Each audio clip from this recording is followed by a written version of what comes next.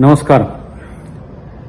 Elon Musk ఇండియాలో జరిగిన elections మీద చేసిన కామెంట్స్ వాస్తవానికి కొంత దగ్గరగా ఉన్న పరిస్థితిని నేను అయితే వ్యక్తిగతంగా గమనించిన.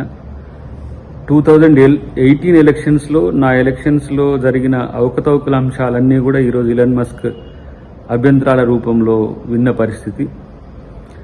ఈరోజు కేంద్ర ప్రభుత్వానికి ఏమాత్రం చిత్తశుద్ధి ఉన్నా ఎలక్షన్ కమిషన్ ఆఫ్ ఇండియా యొక్క పనితీరు మీద వాళ్ళను ప్రూవ్ చేసుకోవాలన్నా కూడా ఒక జాయింట్ పార్లమెంటరీ కమిటీ లాంటిది కానీ లేదంటే సుప్రీంకోర్టు చీఫ్ జస్టిస్ నేతృత్వంలో ఎలక్షన్ కమిషన్ రెస్పాండెంట్స్ను తర్వాత ఆల్ పార్టీ డెలిగేషన్ను కనుక పెట్టి ఒక ఉన్నత స్థాయి ఎంక్వైరీ కనుక జరిపితే వాస్తవాలు బయటకు తెలవాల్సిన అవసరం ఉంది.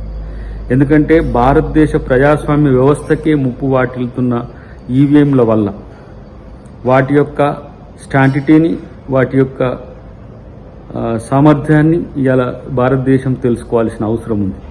ప్రత్యేకించి నా కేసు విషయంలో 6 సంవత్సరాలు కావస్తున్నా ఇప్పటికి కూడా కేసు విషయంలో పెండింగ్లో ఉండడం అనేది కూడా ఒకంత అసహనానికి గురి చేస్తున్న పరిస్థితి మీకు గుర్తు చేస్తున్నాం. ఈరోజు బ్యాలెట్ సిస్టమ్ను తీసుకురావాలనేది ఎందుకు ఈ డిమాండ్ వస్తుందనంటే ఈ రకమైన అనుమానాలున్నాయి. టెక్నాలజీ మార్పు వల్ల ఈవీఎంలు ఈరోజు హ్యాకింగ్కు, ట్యాంపరింగ్కు, మేనేజ్మెంట్కు కూడా అవకాశం కల్పించే పరిస్థితి వచ్చింది. కాబట్టి ఇది భారతదేశ ప్రజాస్వామ్యం యొక్క స్వరూపాన్ని మార్చే స్థితి ఉన్నది.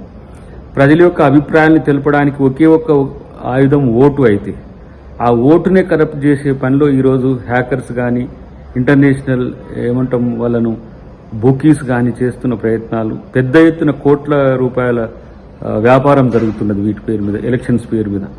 సో ఇప్పటికైనా మన భారతదేశం నిజాయితీతో కూడిన ప్రజాస్వామ్యాన్ని ఎంచుకోవాలని అనుకుంటే వీటి మీద ఎంక్వైరీ జరపాలి, పారదర్శకతతో ఎంక్వైరీ జరగాలి.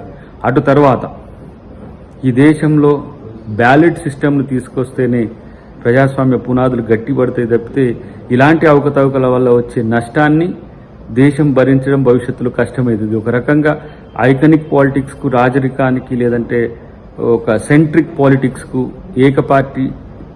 ఏక ప్రభుత్వ విధానానికి, ఒక డిక్టోరియల్ పాలిటిక్స్కు నిలవవుతుంది. కాబట్టి ఇప్పటికైనా కేంద్ర ప్రభుత్వం ఆలోచించాలనేది నా డిమాండ్. అసలైన తొలి వెలుగు. ఫాలో వాట్సాప్ @తొలి వెలుగు అఫీషియల్.